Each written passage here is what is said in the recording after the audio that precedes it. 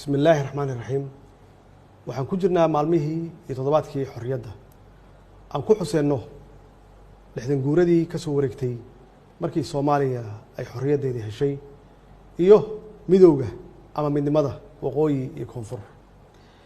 ummadda Soomaaliyeed meel kasta ay joogaan dibadda iyo gudaha rag iyo dumar roole iyo caruur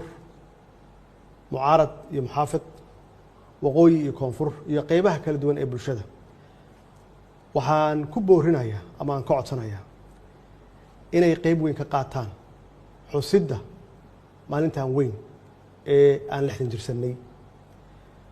ummadda Soomaaliyeed waxaan kaloo aan rabaa inaan ka codsado meel kasta ay joogaan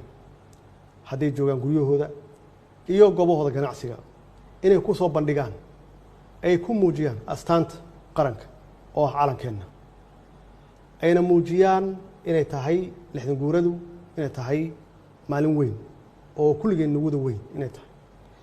waxaan rajaynaynaa inay noo noqoto dabaaldegan mid nabadeed wasalaamu calaykum waraxmatullaahi wabarakaatuh